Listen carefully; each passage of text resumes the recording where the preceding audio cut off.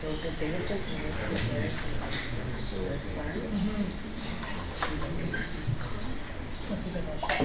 Okay, it's 6:30 and we do like starting our meetings on time, and we welcome anybody that's watching our proceedings at home and follow along in the agenda.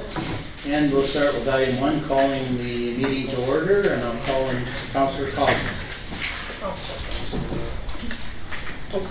Moved by Coughlin, second by Hanna, that the regular council meeting of the Township of Springwater of July 6, 2016 come to order at 6:30 p.m. All those in favor? Carried. And ask you to stand if you're able while we sing the national anthem, and then pause for a moment of reflection. Oh, Canada, our home and native land, true patriot love, in all our sons command. With glowing hearts we see thee rise, the true north strong and free. From far and wide, O Canada, we stand on guard for thee. God keep our land, glorious and free. O Canada, we stand on guard for thee. O Canada, we stand on guard for thee. Please remain standing for a moment of private reflection or prayer.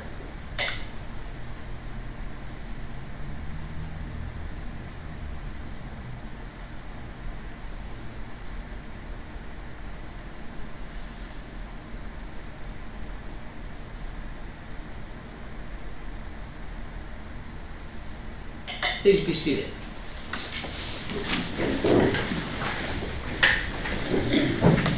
So we'll go to item 4 on the agenda. Is there any disclosure of pecuniary interest of any member on the council of any items on the agenda this evening? Seeing none, we shall carry on.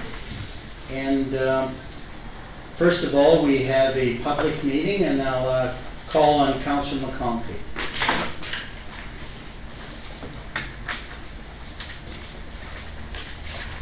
Moved by McConkey, second by Councillor Hanna, that this public meeting of council held under Section 34 of the Planning Act for the zoning bylaw amendment application ZB 2016-006 by Advantage Homes on behalf of P&S Parking be called to order at 6:30 p.m. All those in favor? Carried. And I have a bit of a prepared script here to make sure we follow the proceedings properly, and I shall read it. Welcome to this public meeting of Springwater Township Council, held in compliance with Section 34 of the Planning Act, to give the public an opportunity to express their views in regard to a proposed amendment to the Township of Springwater zoning bylaw as amended. The first part of this meeting is to present the amendment. Following that, an opportunity will be given to enable those who have any comments, concerns, or inquiries with regard to this proposal to make their views known to council. In addition to any comments made at this meeting, written presentations would also be welcomed by council. If a person or public body who files an appeal of a decision of the Township of Springwater in respect to a proposed zoning bylaw amendment does not make oral submission at a public meeting or written submissions to the Township of Springwater before the proposed zoning bylaw amendment is passed, the Ontario Municipal Board may dismiss all or part of the appeal. Any persons who wish to speak should give their name and address. All comments or questions should be addressed through the chair, and that's me. Oral submissions will form part of the public meeting minutes record, including the name and address of the speaker as information collected under the Municipal Freedom of Information and Protection of Privacy Act. The minutes of the meeting will be posted on the Township website. So zoning bylaw amendment ZB 2016-00613 Buttercup Lane. And I'll turn to our Deputy Clerk to confirm notice of this meeting and the dates in which notice was given. Thank you, Mr. Mayor. Notice of the public meeting was mailed on the 13th day of June 2016 to the owner of the subject lands and to the assessed owners of 20 properties in the township of Springwater within 120 meters of the area to which the proposed amendment would apply, and to all persons and public bodies as prescribed under the Planning Act and its regulations. Notice was also posted at the assessed property to which the proposed amendment applies at a location that was visible from Buttercup Lane and on the township's website. And I'll now turn again to the deputy clerk. And has the planning department received any correspondence in response to the notice of public meeting? Thank you again, Mr. Mayor. Yes, items of correspondence have been received from Nottawasaga Valley Conservation Authority, and they state that we have no objection to its approval.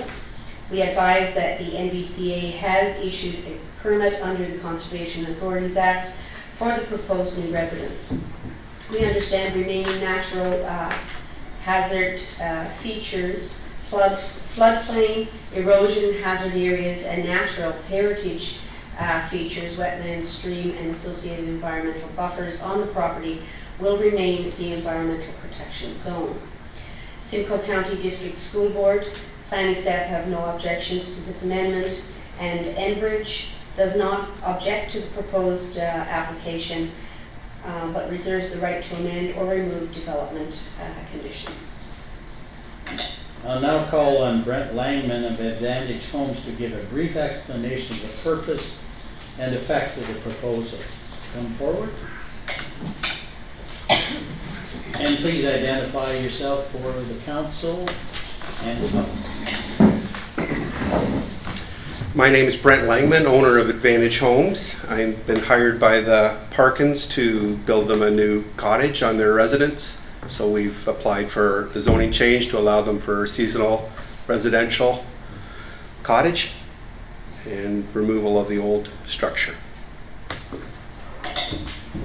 Okay, I'll first of all turn to any members of the public that have a concern. Please come forward, state your name, address, and provide us with comments. So the public has the opportunity to speak first if there is anyone that would like to speak. And seeing none, I'll turn to members of council if you have any questions. Councillor Austin. Is this a 3-season or 4-season home?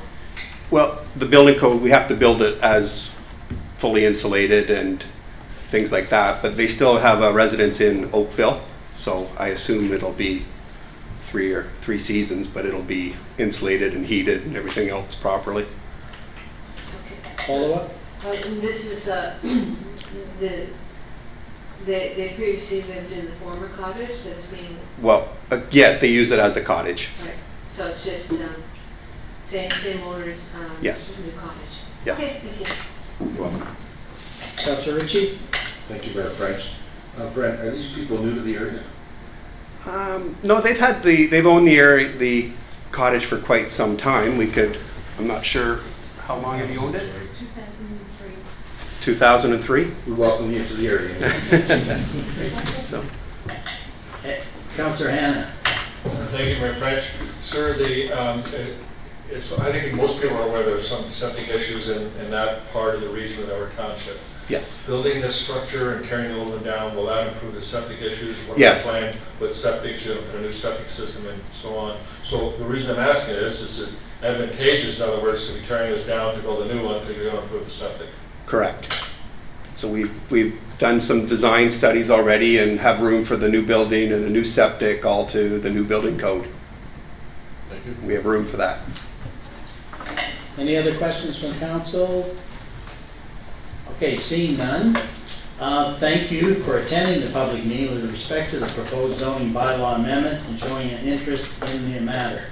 And so I'd ask Councillor Hanna for the adjournment. Moved by Hannah, second by Call, that the public meeting held under Section 34 of the Planning Act, Revised Statutes of Ontario, 1990, Chapter P13, as amended on zoning bylaw amendment application ZB 2016006 by Advantage Homes on behalf of P&S Parkin does now adjourn at 6:40 p.m. All those in favor? Carried. Okay, now we're moving on to item 7, and it's the direction we're giving following the public meeting. I'll turn to Councilor Ritchie.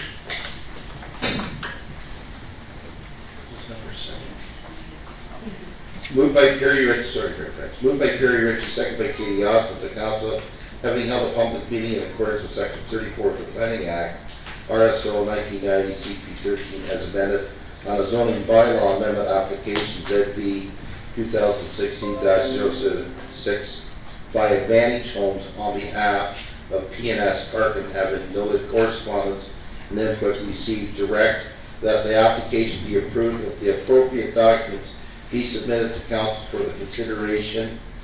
That's it? Yeah. All those in favor? Carried. Thank you.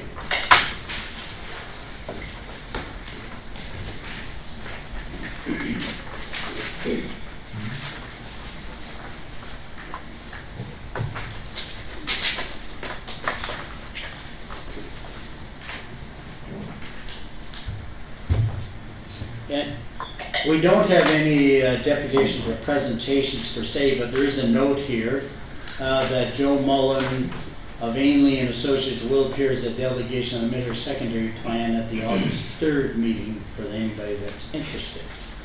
So moving on with our agenda, we'll move on to item 9.1, regular council minutes, and I'll turn to, first of all, is there any questions on those minutes? Seeing none, Councilor Austin? Moved by Katie Austin, seconded by Perry Ritchie, that the minutes of the Township of Springwater regular council meeting held on June 15th, 2016 be approved as presented. All those in favor? Carried. Okay, now we have open question period. If you have any questions, preferably on items on the agenda, please come forward, identify yourself, name and address, and pose your question. And if we can answer it, we will. If not, we will get you an answer. So invite anybody from the public if you have a question.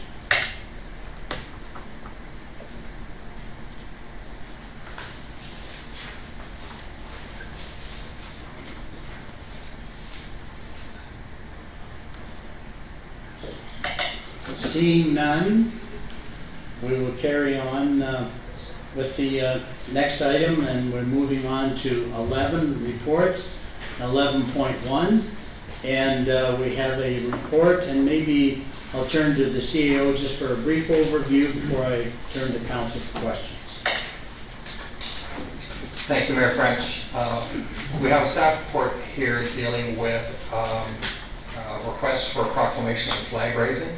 Our current procedural bylaw, and those who might have been here earlier, council's actually going through the old procedural bylaw and updating it, but actually has a clause in it that actually does not allow proclamations and flag raisings. And part of that reason primarily is just because the time it takes of staff to go through these things, as well as to be fair and respect the opinions of all residents, and it takes us away sort of from core business, but we thought it was important that we brought this request to council. So the request is from A Simple Pride for both a proclamation as well as a request for raising the flag. Okay. Thank you. I turn to council. Questions, comments? Councilor Austin. I'm strongly in support of waiving the restrictions on this and making our proclamation that the time June 28th to, I'm sorry, July 28th to, I think it's August 3rd or 4th, be behind Simcoe Pride Week. I'm strongly in favor of the flag raising request. I think that it should be at the Elmdale Public Library because that is where the people requesting it be, and I assume that their reason is because they want it to be in a public place, and well, there's a lot of traffic and it would be visible and seen by more people. So I think that we should honor their specific request for that location. I spoke to the CEO of the library, and I asked her if she had any comments, and she said she was quite willing to accept whatever council's decision was. My big reason for wanting to waive the regulations is because we're receiving a request from a group of people that in the past have suffered a lot of discrimination, and I want to support them because they deserve to be supported. They deserve to have special consideration, considering how they've been treated in the past. So, as I said, I support the proclamation, the flag raising request, and the location at the Elmville Public Library. Thank you. Thank you. Councillor Hannah first, I think he has hand up. Well, thank you, my friend. Simple for me is that procedure by law, we do not support proclamations, and we've never done it in the past. We have a number of people every year that come forward to council asking us to support the proclamations, and because we haven't done it for anybody in the past, I don't know why we should make a special group to anybody unless we're going to change our procedural bylaw. We have a bylaw in place to control how we make our decisions and treat individuals that are taxpayers, and I think we have to be consistent. If we're going to make exceptions for one group, we need to be prepared to do it for all groups with all our bylaws, and that would include everything from noise bylaws, barking dogs, call it whatever you want, snowmobiles if you like driving down the sidewalks in Elmville to get to the bars and the restaurants to support the businesses up there and so on. Whether it's people who want to play music late at night at our ski hills, we have bylaws control everything. My point being is that we can't make exception to bylaw for one particular thing unless we're going to make it for all, or we need to change our procedural bylaw. That's my point. Thank you. Councillor McConkey. I do appreciate the struggles that they've been faced with and to be accepted in that, and the flag has great power and meaning. What I have difficulty here today is, again, it's in our procedure bylaw, so we're waiving a procedure bylaw. I think the process is that we would need to really look at our procedure bylaw and rather just waive it and let it be tonight. I think we have to look at the process and really think about it, like you say, for other proclamations and that, and how we were going to deal with it in the future.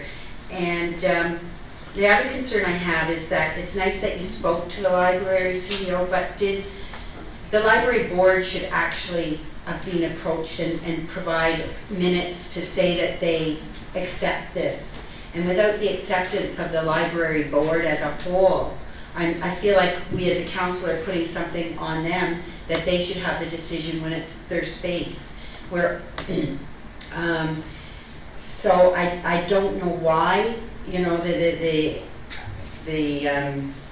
request was for the library and not the municipal office, because I know that the municipal office is what a lot of other requests have been. So without the library board supporting it and that, I have difficulties, and I would rather have a proper process in place rather than just waiving tonight the procedure bylaw. I don't agree that that's proper procedure to do.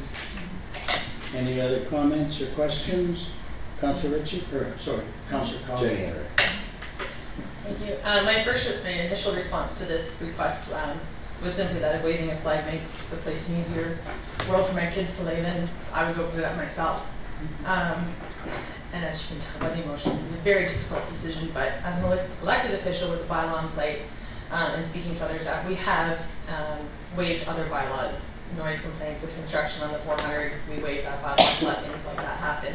So I was comfortable with waiving it.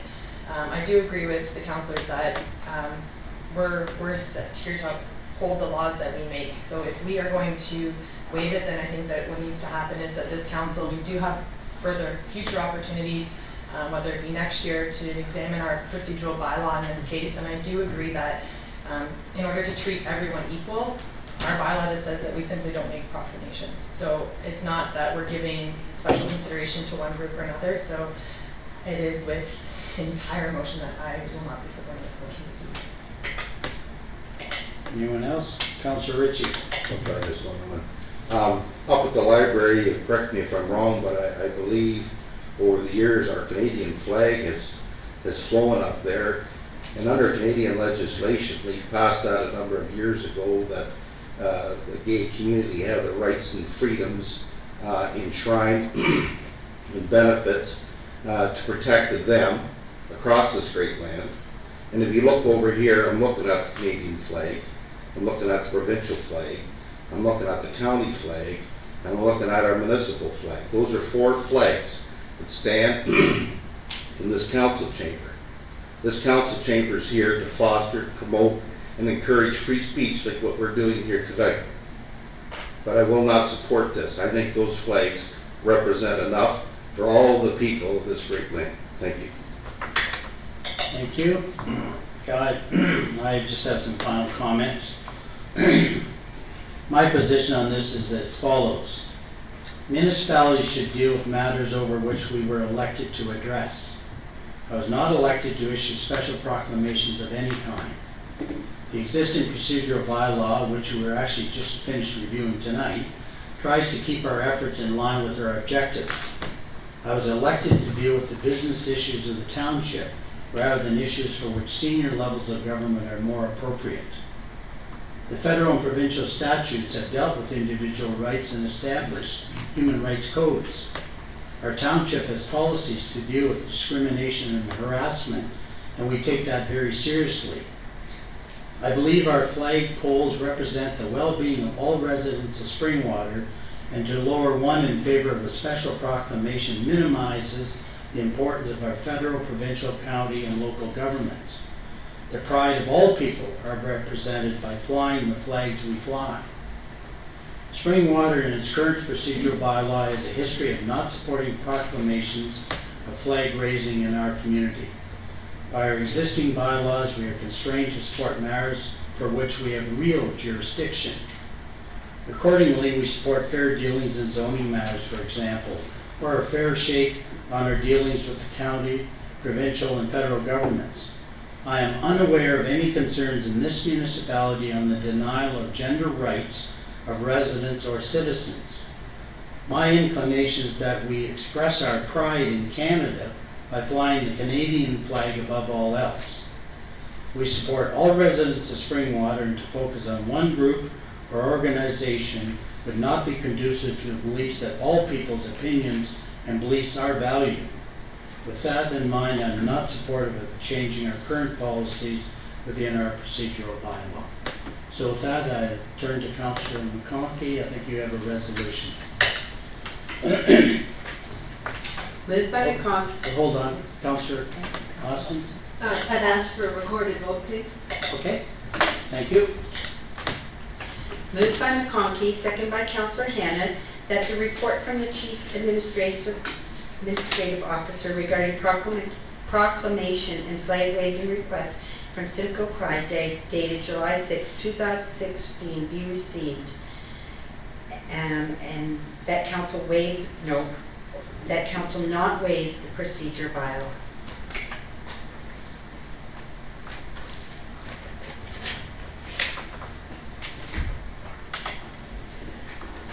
Recorded vote requested by Councillor Austin. Councillor Austin? Nay.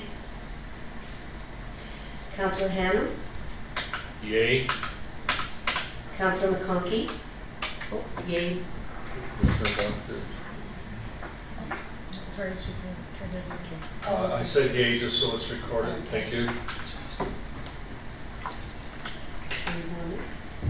Councillor Coghlan? Nay? Oh, hang on, sorry. Can you read the motion again? It's not to support it, correct? Sorry. Yeah. That council not waive the procedural bylaw. Yay, thank you. Councillor Ritchie? Yay. Mayor Bill French? Yay. Councillor McConkey, did I get your word? Yay. Okay, thank you. Motion carried. Motion carries. Thank you. So moving on to the next item on our agenda, 11.2, Berry Hill Road Drainage Path Quarter Revision Appointment of Members. shall I go to the deputy clerk or the CAO for a general overview, and then we can invite comments from our manager of drainage if needed.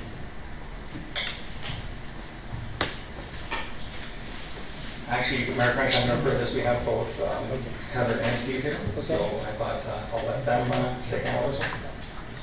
So I'll turn to Heather first and then to Steve.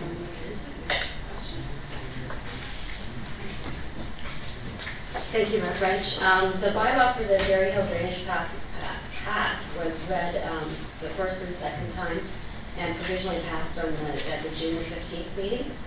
The next step in this process is to hold a court of revision to hear any appeals from the landowners. This report is to appoint 3 to 5 members to sit on the court of revision and to hear any landowner challenges should there be any. Okay, let's have some questions before we actually kind of get the deputy clerk's input on it. Is there any questions about this report and what it means? Councillor Hannah. I believe we have to have some people from council on this, and I'm just curious if we can speed things up, if there's people who want to be on it, want to identify themselves and get it done. Yeah. Apparently I was the only one that responded with an email. I will sit on it, and does I anybody? did too, but I can't. Okay. Councillor Ritchie, you want to be a member? Councillor Ritchie and Councillor McConkey? No. Okay, you have a question? Yes. I just want to clarify, because I did ask the question before, because I want to be able to support my residents, and the main thing is that if the residents have questions, I want to be able to work with them. So my understanding of this quarter revision would be that the total cost, if someone comes forward, and that really isn't something that would be changed.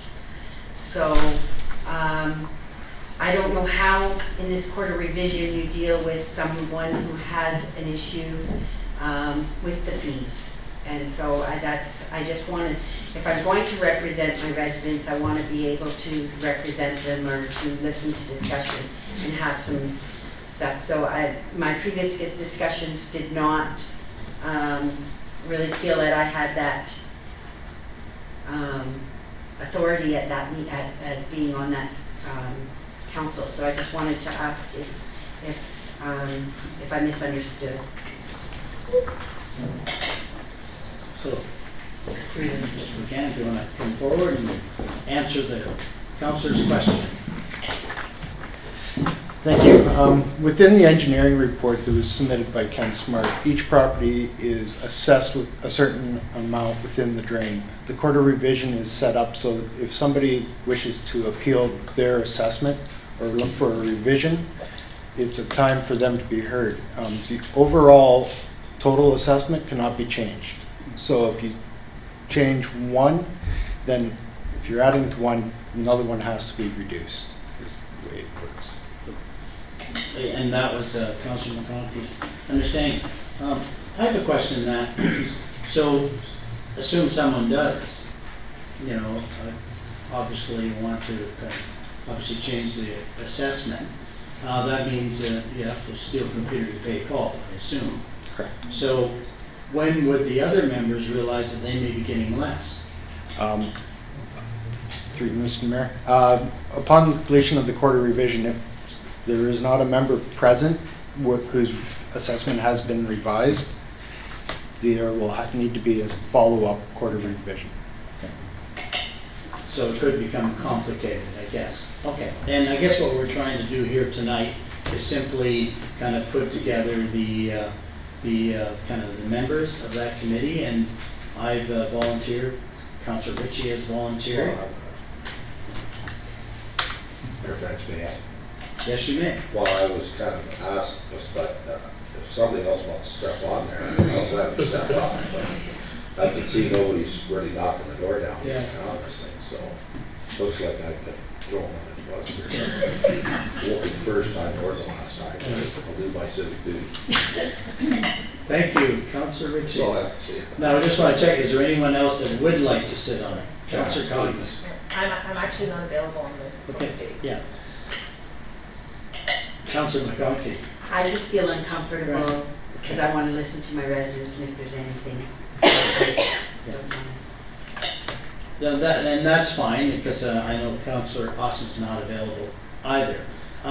But we do have myself and Councillor Ritchie, and I believe you have an alternate that if we can include in the resolution and form the committee tonight, because we have to do that. And the members, I understand, is Bob Swarm? Sworn, yes. Yes, okay. So that will be the members, if that's fine with the council, and if no one else wants to fight over that available spot. We will, I guess we don't need any further questions on this drainage matter? Okay, seeing none, and I think Councillor Coghlan, you have a resolution.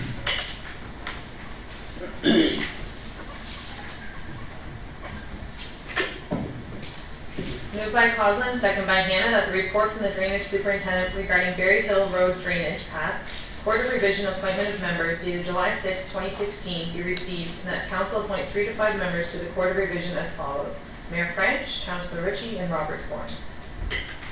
All those in favor? Carry. Thank you. So moving on to budget direction.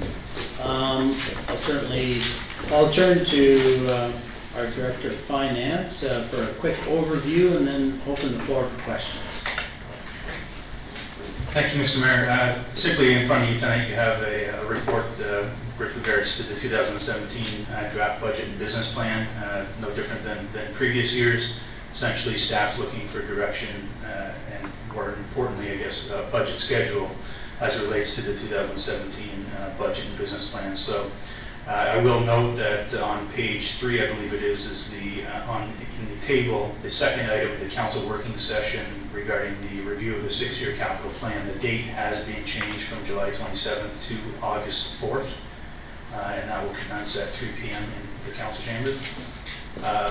Further to that, staff is looking for is proposing to table the budget on November 16th, and then have similar to last year, have 2 budget deliberation meetings proposed on November 28th and 30th, and then with final budget adoption for January 18th. Obviously, there's a little bit of a lag between the end of November and January 18th, but that is to provide for potentially additional meetings should council require further deliberation time. So. Questions and comments? Councillor Conkey first.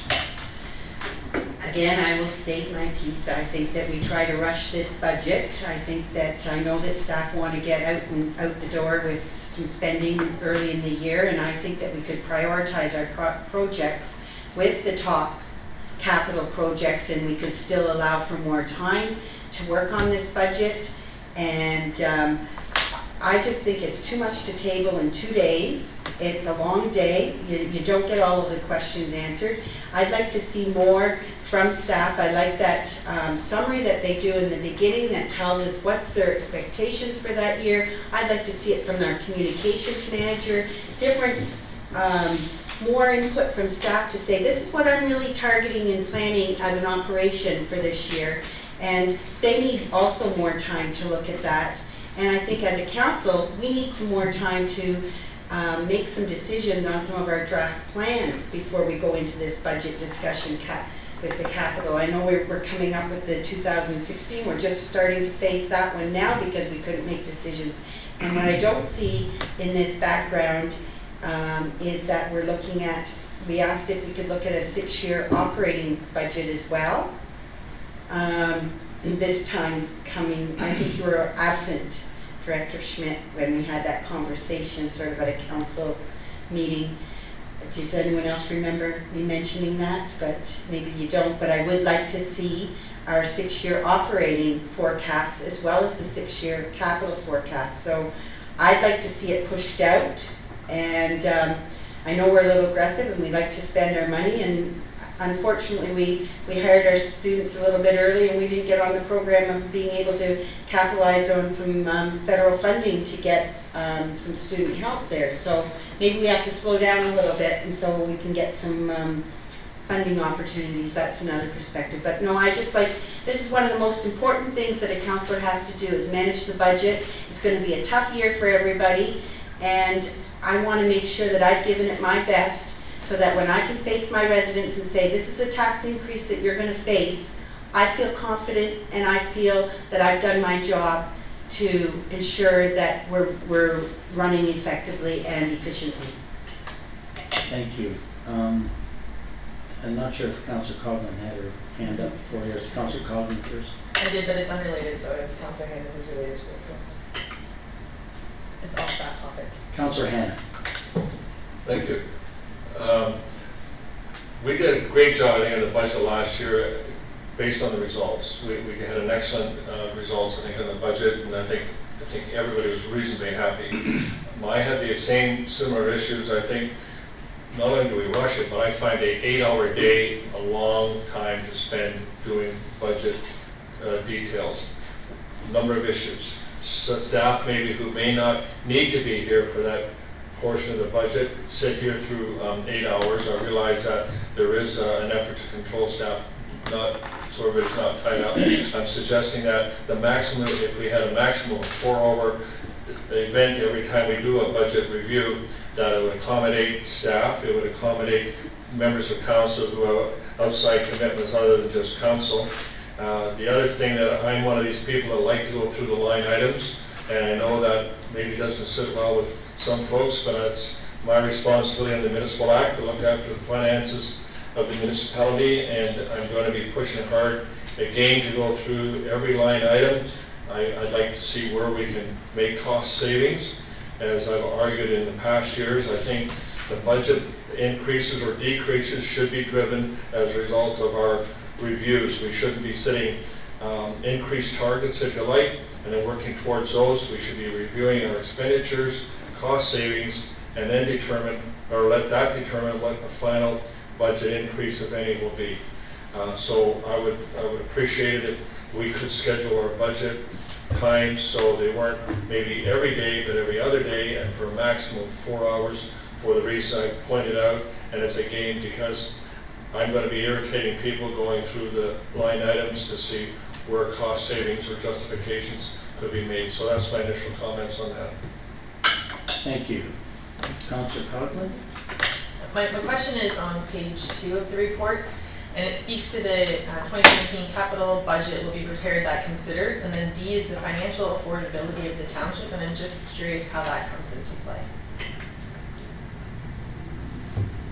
Director Schmidt. Through you, Mr. Mayor, to Councillor Coghlan, essentially, whenever we prepare the capital budget, we always look at whether or not we can actually afford the actual capital budget. So that's what that is intended for, is whether or not we can actually have the funds set aside to be able to move forward with the actual capital plan. So it's not speaking about the residents within the township. When I read it, I was speaking with other people, it was that whether or not people could afford a tax increase is how it was read. So it's speaking to the financial situation of the municipality. It's looking at all funding sources that the township currently has available to them, and looking at and making sure that, to your point about an increase or any potential increase in taxes, we're looking at making sure that that's financially affordable to the township as a whole.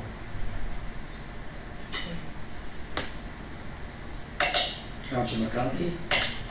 I guess just for clarity, it talks about the department business plan, and then that one just sort of says, okay, this is to provide consistent detail about the responsibilities, activities, and outcomes provided by each department. That's more general. Then it talks about program changes. It's not just staffing program changes. What I like to see is what are we wanting to be measured by for next year? What are going to be your objectives for each department? And I don't think that business plan just it's, to me, the way it reads, if I don't change this evening, I might not get what I expect. So I do want to understand what projects is each department taking on in going forward. So whether you call it activities or not, I just want to make sure. I know that some were more detailed than others, and I would just like to see that detail, but I don't know how we get the dates changed. Before I go to Councillor Hanna, one of the things I want to make sure we stay on track with tonight's agenda And what we're trying to do is set a budget schedule. I think we should be going into the discussions in more deep-rooted. So if you, such as Councillor Hanna made comments that he'd like to spread out maybe 2 sessions for the sake of argument to 4 4-hour ones or whatever. So could we focus on the schedule, and then, I think that's what you're looking for direction, is that not correct, Director Schmidt? So we can focus on that, Councillor McConkey. I'm sorry, Mayor, but it's been brought up in the past when we were asking for something at budget. We were told, well, no, this is what the direction we were given to focus on in the budget. So that's why I made my comment about Yeah. the 6-year operational plan and about having true objectives for the year, because if you don't ask now, Right. it's referenced that this actually is their statement of work of how they're going to prepare the budget. If I'm incorrect, you can let me know and we can do another session on statement of work. But if we don't clear that this evening, then I'm not going to get what I want. My understanding is that we are strictly providing direction for a schedule, not all the work that's going to be done. I think out of courtesy, Director Schmidt has given us an overview of the approach, and so it gives us opportunities to comment on that approach and provide input, and maybe I'll let you comment on that, Director Schmidt. Thank you, Mayor French. To members of council, essentially staff at this stage are not proposing to make any changes to format, if you will, from what we've done in previous years, unless council so chooses to make those changes. At this stage, we're proposing to essentially move forward with the same format, and we're requesting that council provide us with direction as to when you'd like to see us, or when you'd like to see the budget come forward. If council's not happy, if you will, with the current format, then obviously we'd like to have some feedback on that, because we don't want to bring you something that is not meeting your expectations. So would you invite comments from us individually over the next couple of weeks or whatever, that give you some guidance on the format, what we'd like to see, and then finalize the format, obviously well before we kind of meet the schedule. One of the comments that I will make, and I know Councillor Hanna had some other comments, see, I'd like to see the draft by November 1st. And then picking up with what Councillor Hanna said, maybe what we do is we do 4 sessions, November 21st, 23rd, 28th, and 30th, to cover all of it, and I'd feel very comfortable with that, because if we add it November 1st, we have 3 weeks to go through it, make all of our notes, and then deal with them, even if it is a line item, at those budget deliberations. That would be a request I would make. And Councillor Hanna now. I have a number of problems. The one is that I have the motion, and the last part of the motion says that the budget schedule contained therein be approved. Yeah. Well, I can't approve the schedule if it's going to be a short schedule as in the report. And again, I'm not comfortable with rushing it and doing long 8-hour days, because I know it's hard for a lot of us here to follow that, because it's not the most entertaining thing to go through. And the other thing is, in fairness to staff, at the last budget sessions, we questioned all kinds of expenditures, and then we just continued talking and then passed on, and then we got the budget, and those changes were made in there because we did not make motions to either change the amount or withdraw those expenditures. And if we're going to have to do that to get through the budget, that's going to add a lot more time, because there's going to be a lot of items that we're going to have to make motions that we either change the amount or we disregard. So I'm not sure how I can pass this motion, which I'm happy to do, with the words in there that the budget schedule contained therein be approved. I need some direction on what we're going to give to staff in order to pass that scheduling part of this motion. Okay, as I said, one of my suggestions, for Councillor Ritchie first. I just wanted to mention one with Councillor Hanna. Could you not just receive it and leave it at that, and we'll move forward? No? Sorry.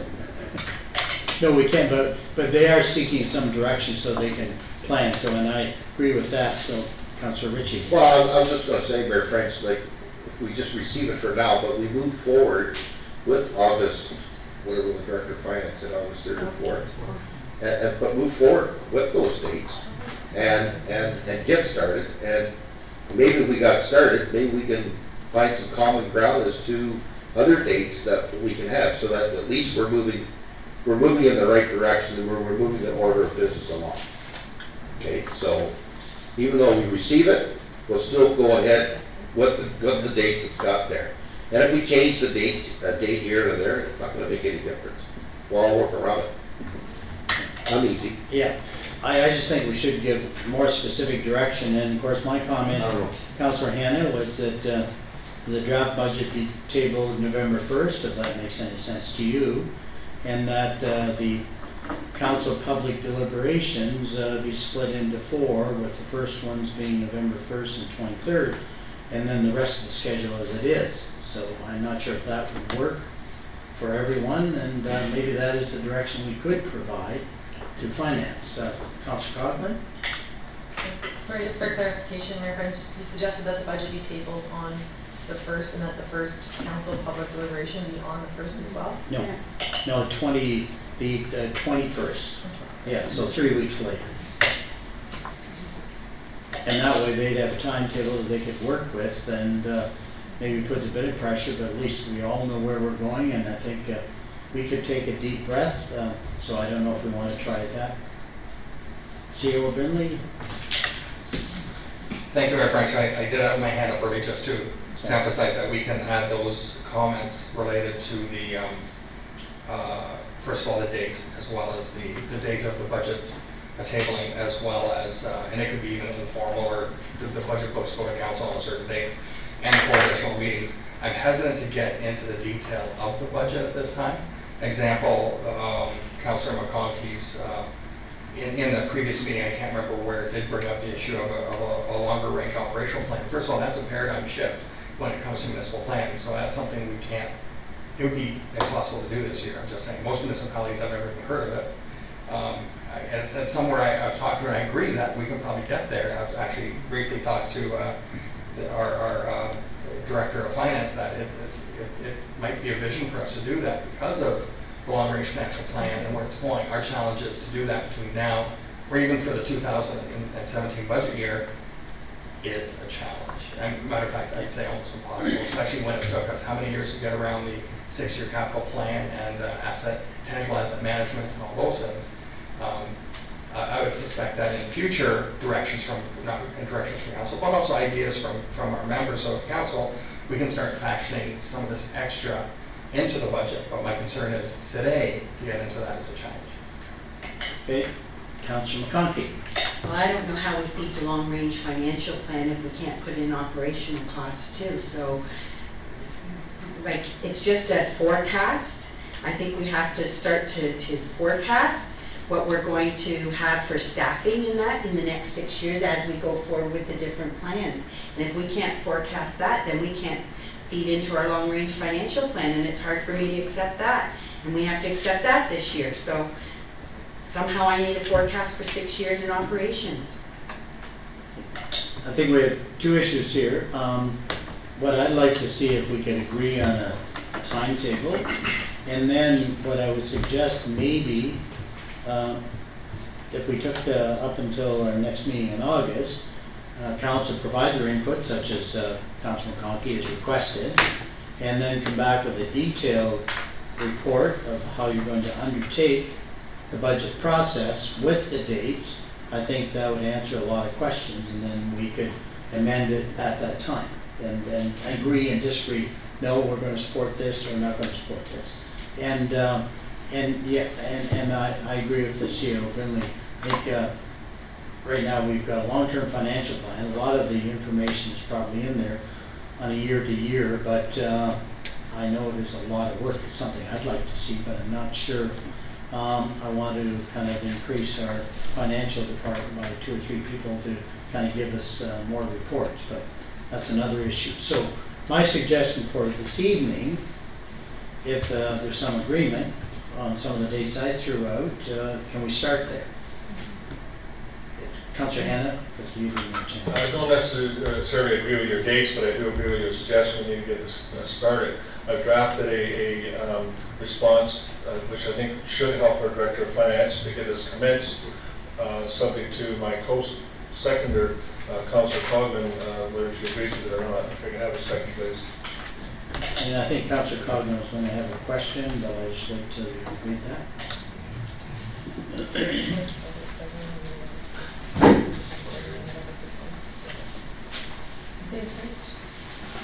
Councillor Austin. My question is to you, Mayor French. You were suggesting the budget be tabled on November 1st, so, and then 3 weeks later was when we have our public meetings? Yes. Yeah, well, the And first you're- kind of working sessions with council And public you're- deliberations. You're suggesting 4 days, 21st, 23rd, 28th, 30th, is that correct?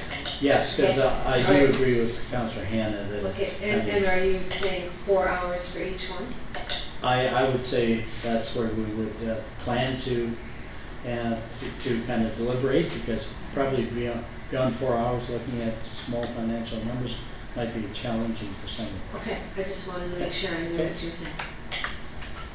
If I may read the motion that I think Councilor Cogman agrees with, and that is that the report from the Director of Finance regarding the 2017 budget direction dated July the 6th be received, and budget meetings commencing budget scheduling meetings with deliberations starting November the 16th, 2016. And that way we would be starting our meetings, and at that meeting we determine when the other meetings are going to be and how long they're going to be and how long they're going to take. And I'm not comfortable putting an end date when we're going to table the budget, because we still may not have made all our decisions by that time. So I'm not comfortable with putting an end date in at this time.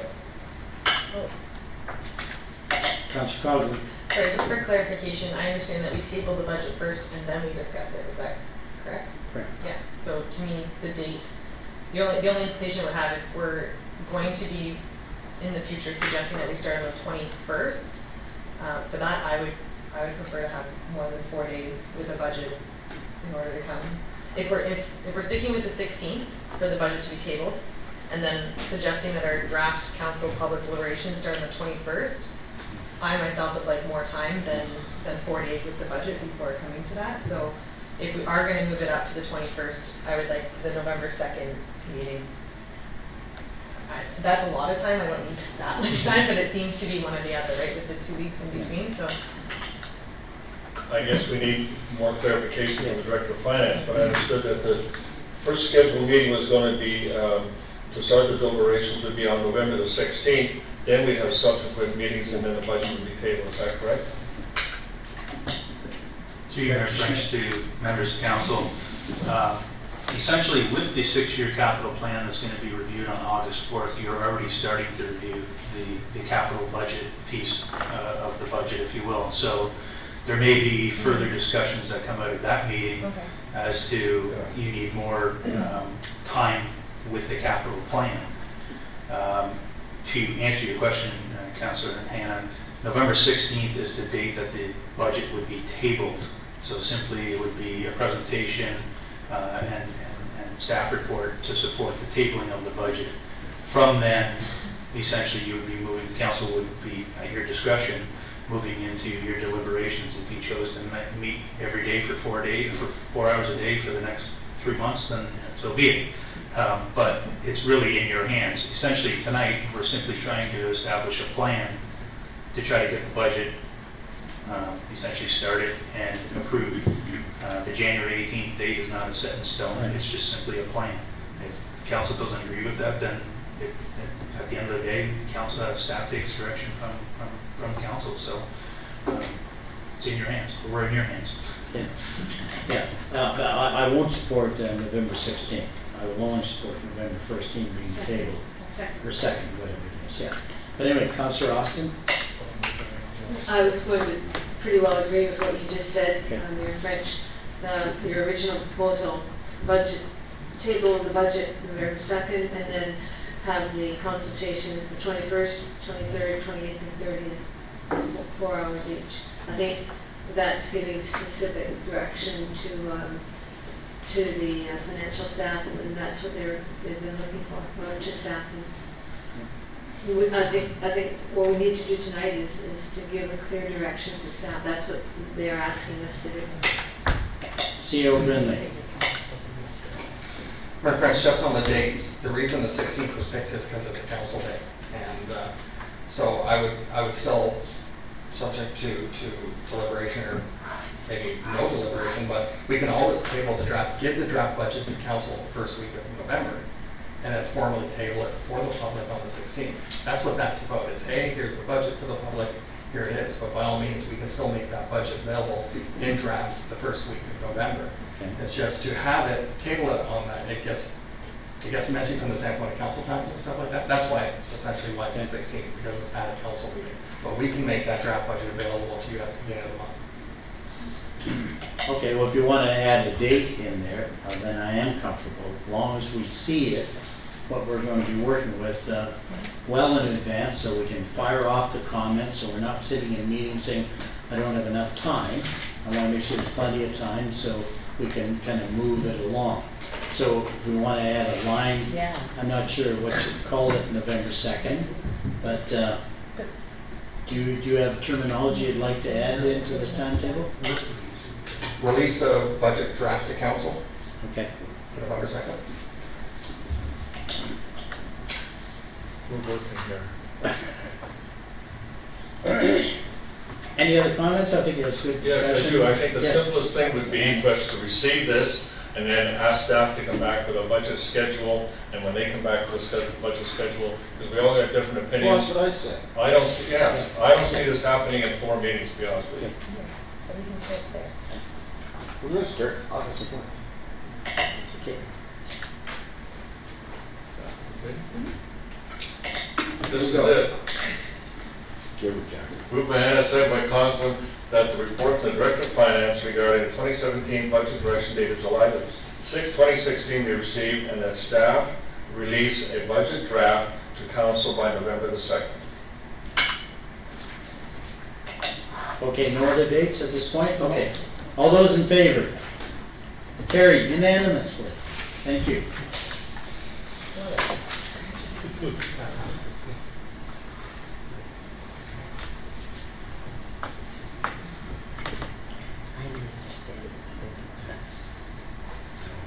Okay, moving on, 11.4, Affordable Housing Tax Incentive Program.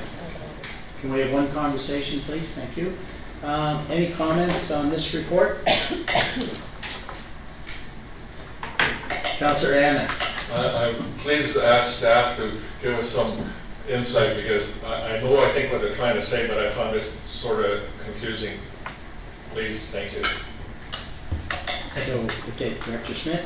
Thank you, Mayor French, through you to Councilor Hannah. Essentially, what you have before you is a request from the County of Simcoe to provide a property tax grant to affordable housing projects for a 20-year time frame. So the grant would be equivalent to the difference between the township's taxes that will be levied at so there's different tax rates that the township determines on an annual basis. And essentially, this would qualify for a multi-res tax rate. Simply the grant, what they're suggesting, or what we're suggesting is that the grant would be the difference between the multi-res rate and the residential rate. And so on page 3 of the document or the report, based on our 2016 tax rates, the cost of the township to provide the grant would be approximately $186 for every $100,000 of assessment. So if a new affordable housing project was to occur at, say, $5 million, so someone came in and proposed a $5 million project, the town grant would equate to approximately $9,310 in 2016 rates.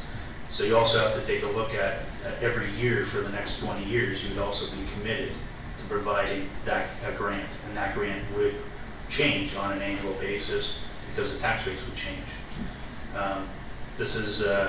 There are other municipalities, member municipalities in Simcoe County that have provided support for this. Essentially, it's to try to incent developers to come to Springwater and to provide affordable housing. Essentially, this is what this is about. This is another way, if you will, to try to incent affordable housing in Springwater. There is a cost. Okay, Councillor Hannah.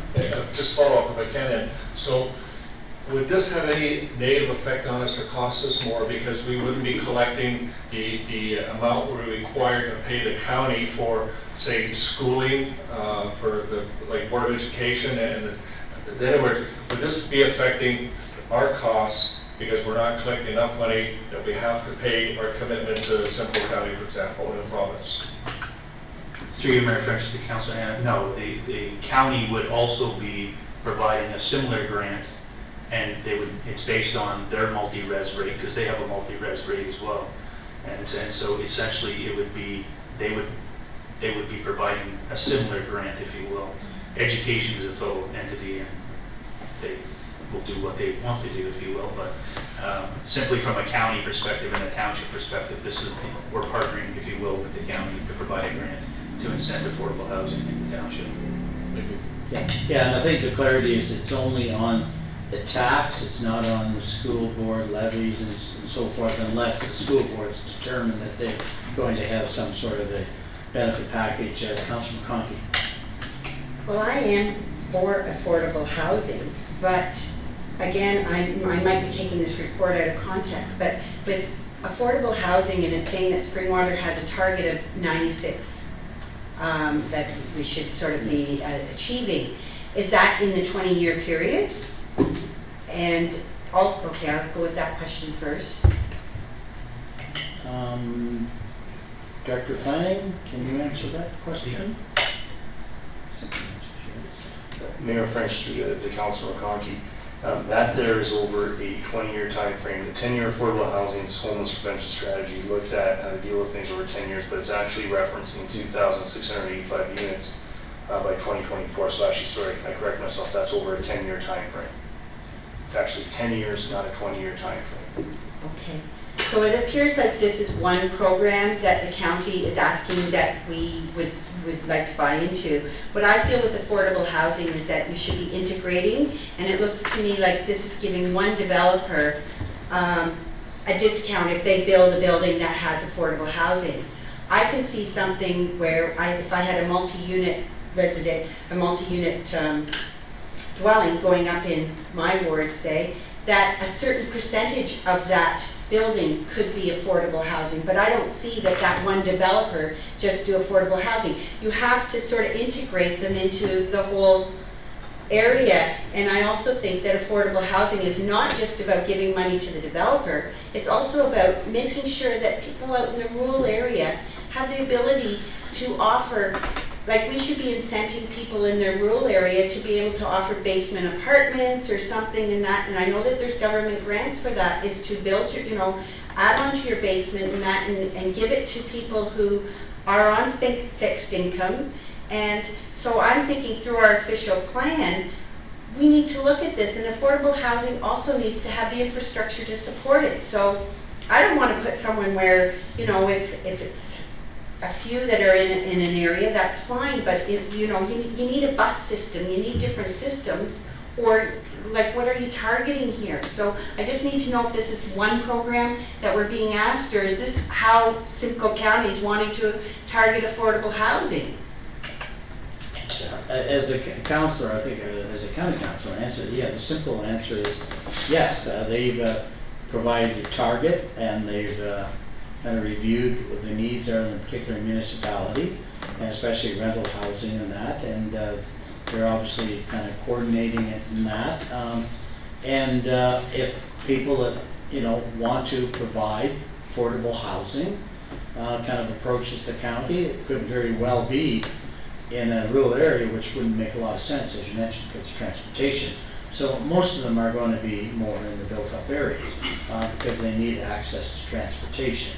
And I think that's where you're going to see new buildings or even existing buildings converted for those purposes. But we know there's a lot of affordability problems with housing, even for those people that we're not talking about the unemployed or the unfortunate, we're talking about basically low-income kind of earners that need basically housing. So I know there's been lots of reports at the county. It's a good plan. It's being mandated by all levels of government, and I certainly support us participating in the program. But, did you have another question, Councillor Hanna? Councillor Coghlan? Sorry, through you, my friend, to Director Smith.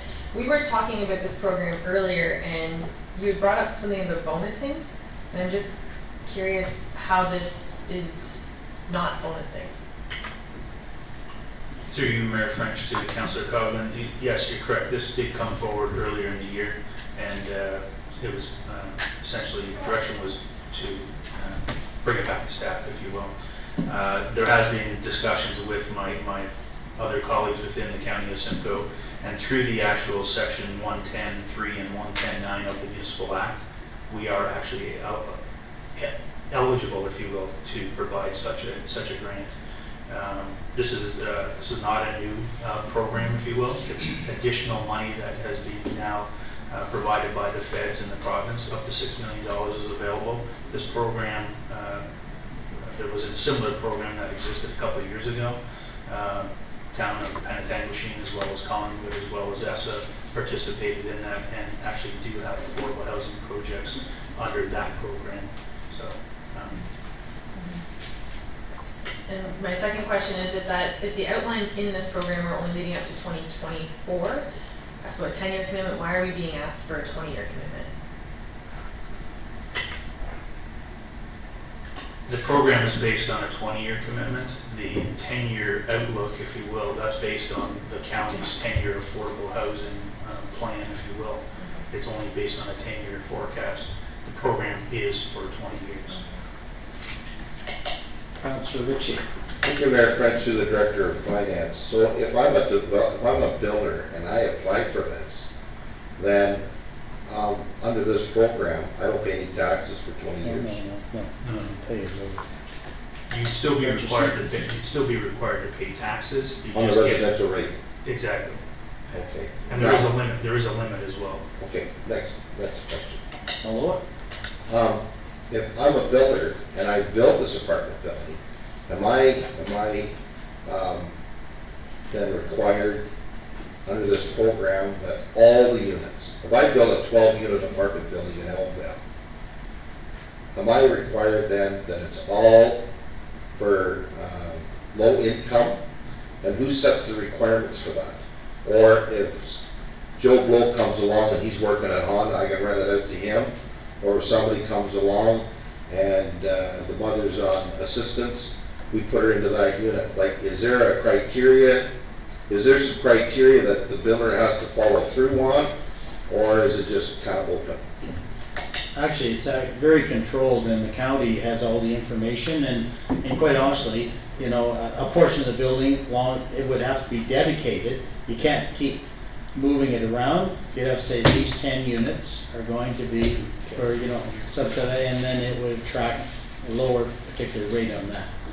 Mayor French, regardless of the program, I think it's a good idea. I would like, I can't comment on other parts of the municipality, and I welcome it, and wherever it may be, but up in Elmville area, there's areas there where, yes, it would be a good idea to have this in place. And if we coupled this also, when we go to review our Development Charges Act, to complement that again, then that makes it very, I guess, appealing to the builders. And I'm thinking of when they did the very same thing in Barrie, not maybe so much with the tax, but they did with the development charges where they lowered it, and they got a lot of development in areas where they wanted it. And this is how they targeted it. And after it was filled up, they waived it. And this is what I like to see up in Elmville. We need bumps in the seats at our schools in order to keep the doors open. And we need people in the shops to shop. And it'll be young mothers with kids that's going to be buying at the IGA or getting their hair cut or going to the bank. And this is a good program. I support it. Yeah, and further to your comments, I mean, we are going to review our DC charges, and so we'll look at those kind of incentives, and we are completing our community improvement program, which allows us to do some of the things you're suggesting, Councillor Ritchie. Any other questions or comments on this? Okay, seeing none, I think Councillor Ritchie, you have the resolution. Thank you, Mayor French. Moved by Terry Ritchie, second by Judy Austin, that the report from the Director of Finance regarding affordable housing property tax incentives dated July 6, 2016 be received, and that Council approve the request from the County of Simcoe to provide a property tax grant to affordable housing project for 20 years equivalent to the difference between the township's taxes that would be levied at the multi-residential rate and those that would be levied at the single residential rate. as permitted under section 110(3) and section 110(9) of the municipal act. All those in favor? Carried. Thank you, unanimous.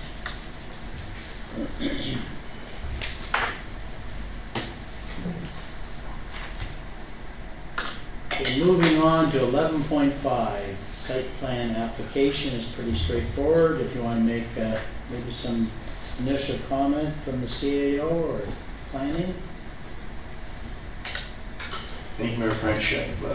The report before council tonight is seeking authorization, recommending that authorization be provided to the mayor and clerk to sign a site plan agreement subject to the review of the township solicitor and engineering and staff.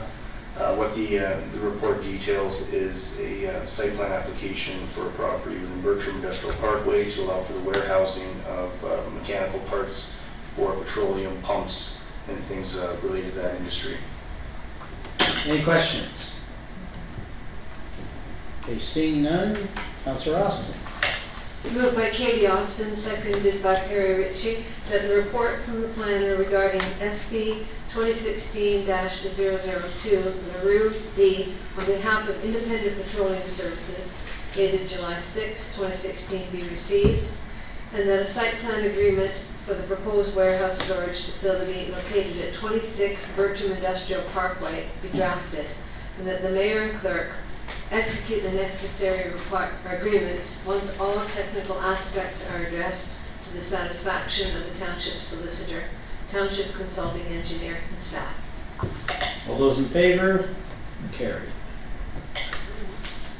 Moving on to 11.6, and possibly, I guess maybe I'll turn to Ms. Coleman for comments, and because I think there's going to be some questions on this. Thank you, Mayor French. Staff was approached quite some time ago regarding the speed of traffic on Floss Road East between Baseline and about 1,800 meters west of Baseline. The traffic study was done, and at that time the speeding was, but there was about 16% of the vehicles that were over speed. However, the speed was 80 kilometers an hour. Through investigation, we found that approximately 56% of the frontage on that section of road was either residential or commercial, which qualifies as a built-up area. So staff are recommending that we lower the speed there from 80 kilometers an hour to 50 kilometers an hour. The report was submitted to the Springwater Community Policing Committee, and I have confirmation from the head of the committee that they're in support of that. And he was also out there June 23rd and found that the majority of drivers were traveling at 90 kilometers an hour and higher. So that our recommendation is to reduce the speed in that section to 50 kilometers an hour. Okay, questions? Councillor Colvin first. The township-wide traffic calming initiative that's being undertaken, when do you propose that would be coming to council? Ms. Coleman? I believe now that our director has returned that we'll get back to work on that, and I don't have a date at this point because it was in exams. I think CEO Brindley was going to pipe in. Thank you, Mayor French. It should be quite quickly because the draft policy was circulated to council. Some of the main comments coming back were related to the ability to council to have input through the process, because some of the requirements in the study were sort of, if this occurred, you did this, it was sort of absolute. And so I would think, I don't have a date as was said, but it should be quite shortly. Councillor Colvin? My question to that then would be, if it's going to be quite shortly, could we not wait until that's approved to address situations like this? Like, I just find that every meeting we have now, we have something on each regarding it, and I just feel that if we are in the works of getting a municipality-wide traffic calming initiative finished, I'm just curious. CEO Brindley? Thank you. We can refer the report back to staff, but keep in mind when we wrote this report, we weren't absolutely sure Mr. Archer was coming back. So we were trying to keep up with the business of the department as best we could. So, Councilor Ritchie, I didn't know this. Councilor Ritchie. Thank you, Mayor French. Read this here, that the speed on Floss Road 8 west of Baseline Road, west of Baseline Road be reduced. Baseline Road, west. Shouldn't that read from Highway 27 to Baseline Road? You can't go west of Baseline Road. No, starting on Baseline Road, Going west. So it's that chunk of. There you go. Yeah. Without purchasing see it. So you're going from Baseline Road to 27. towards 27, Yeah, for about 2 kilometers. 2 kilometers from Baseline. that's a busy road. You're right. But our road's busy too. We should be doing the same thing. Right. Okay, Ed. Councilor Hannah. Okay. Thank you. I have the motion, and I have to compliment the staff. This is an excellent report, and I'm not just saying that to be polite, because that's not my nature. Yeah, you're a nice guy. No, but the report explains that this is a built-up area, and the built-up area in the Highway Traffic Act does qualify for a speed limit of 50 kilometers per hour. And so, for that reason, we could approve this. I'm not sure, I don't really know the area. That's Councilor Ritchie's ward, and he'll have to speak to how many residents are actually there, and if this is a necessary reduction. My concern I always have, people buy homes on highways, and then they want the speed limit reduced. If you buy a home on a highway, you shouldn't expect that to happen. However, if it is a built-up area, and it says 50% of the residents are in that area, which qualifies for built-up, we can make it 50. To be honest with you, I don't care what you make the speed limit. I don't think it's going to slow everybody down. It doesn't seem to work anyplace else in our township. It may help slow some of the people down to less than 80. I can support it, but just one other observation I have to make, and I understand we've had conversation, that it states that this came before policing committee. Being on policing committee with Councilor McConkey, not aware of this ever coming before policing committee as a whole. I spoke to the chair of the policing committee, who did provide a letter and input to say that the policing committee would support this, and they probably would, based on the speed monitor results, if nothing else. But I just needed to be accurate reflection in the report, for example, that it didn't come from the police committee, to my knowledge. I can support this. However, we always go ahead and do these things. I'm not sure how many people have complained. If you could just explain that, maybe that would help me with my decision. Ms. Coleman? We have one resident that's come forward that has been speaking for the community. Previous to this, he purchased the Children at Play sign and had them installed as part of representing his group. Councilor McConkey. Well, with my background in this, I just see that it's 50%, okay, so we have 50% of the road is built up, it sounds like, on the road frontage. I would like to understand that all of the residents are in favor of this. Like, prior to me passing a motion, I would like something to have a public meeting and have the residents come forward and see what their feelings are, because from one resident to say they're representing, and does the Councilor Ritchie has the residents, the group, Councilor Austin has the residents put a petition together for you. Like, I had to get a petition. I had to ensure that there was so many on that street that signed the petition.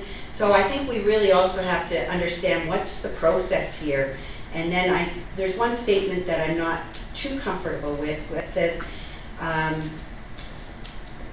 it is somewhat residential and may meet the requirements of a speed reduction. So then we sort of try to qualify it, but that's part of the Traffic Act. So we're saying maybe it meets the Traffic Act. Then we don't know if it's really got the agreement of all the residents.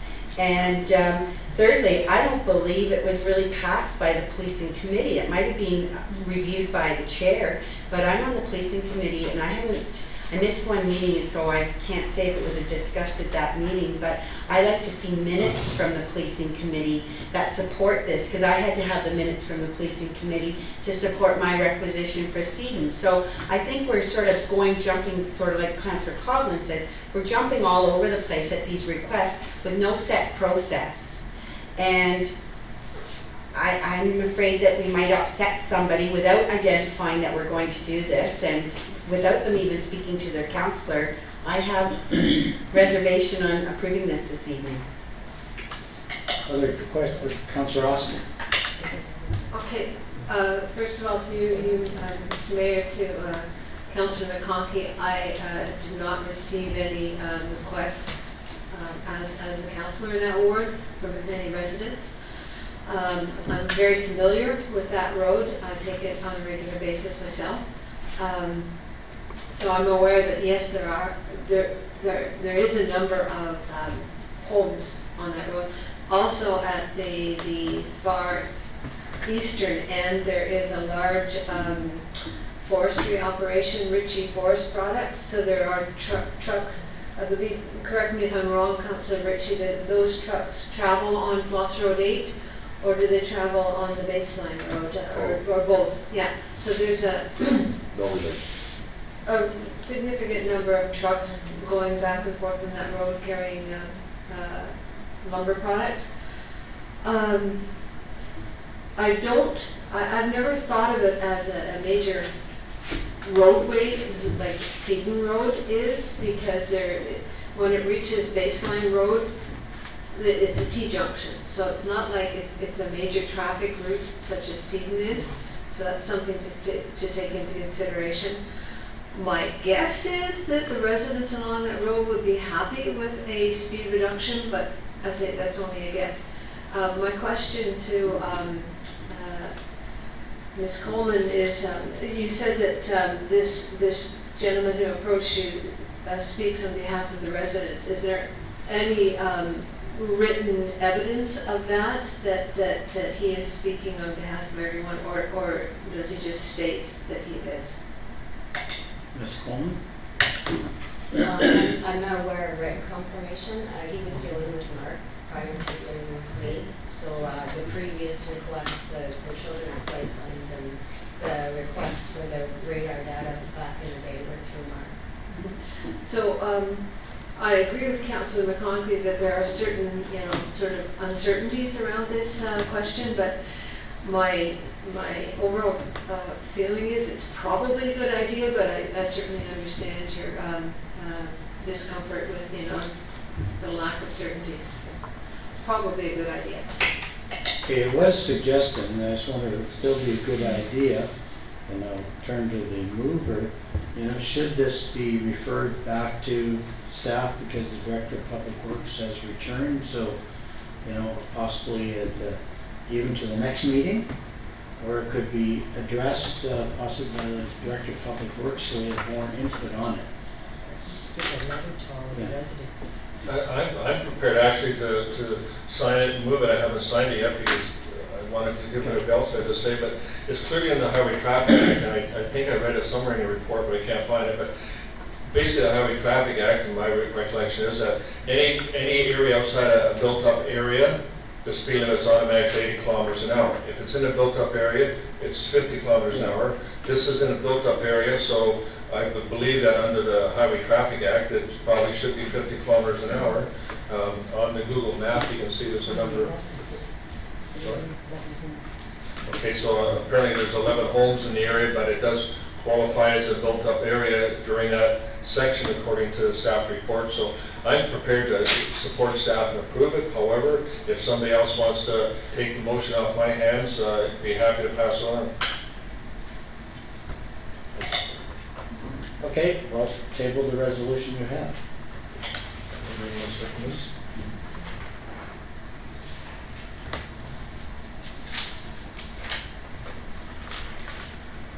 I need a seconder.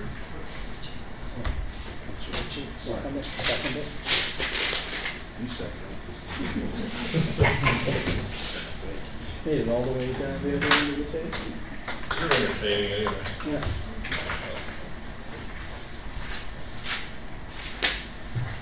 It's like Canada Post now. That's where you're gonna get it. Thank you. Move by Hannah, second that Austin, a report from our operations coordinator regarding the speed reduction on Floss Road 8 East dated July the 6th, 2016 to be received. That the speed on Floss Road 8 East from Baseline Road to 1875 meters west of Baseline Road be reduced from 80 kilometers an hour to 50 kilometers an hour, and the traffic law be amended to reflect the new speed limit. Okay, hearing the motion, all those in favor? Opposed? Defeated. When there's a tie, it's defeated. C.O. Brennan. Thank you, Mayor French. I put a note in my discussions tomorrow with our Director of Public Works. Unfortunately, he's at an appointment tonight to talk about August for the traffic calming policy, and maybe we could ask him to still look at this within context of that policy at that time. Thank you. Councillor Cogliman. Through you, Mayor French, maybe to our deputy clerk, with that motion now being defeated, is this individual or group of people going to be able to come forward within a year to re-examine this? Even after our traffic calming, once our traffic calming is in place, like I just know that if something's defeated, they can't come forward within a year. I don't think that was the intention of this council. I think it was that we wanted more information. Yeah. But we could have a reconsideration. That same as we've done a number of other ones. After we get that, it could be reconsidered with a majority vote. Yes. Yeah, that's the information. Yes. Good point. Okay. That one's dealt with. Thank you. And parkland dedication fee review. Any comments first? Councillor Hannah. Sorry, I'll make it quick. My only question that somebody could answer for me, please, is this fee. I'm all in favor of getting as much money from the developers as I can because I know they like to help us out. I just was confused when I read the report, or maybe I just looked for a clarification, if you like. If we take more funds, does that mean they don't have to provide as much dedicated area for parks and recreation? I'll turn to maybe our Director of Planning on that item. Thank you, Mayor French. Through you, Councillor Hannah. The Planning Act right now allows for two options. The developer can either provide for a land dedication, or under the Planning Act, you can require a maximum up to 5% of the value of the land prior to registration or prior to draft plan approval. So the option is out there. What this report is doing is it's asking council whether or not it endorses a flat rate to be fixed for consent applications to sever off properties versus asking for dedicating land or the dedication of land through the severance process.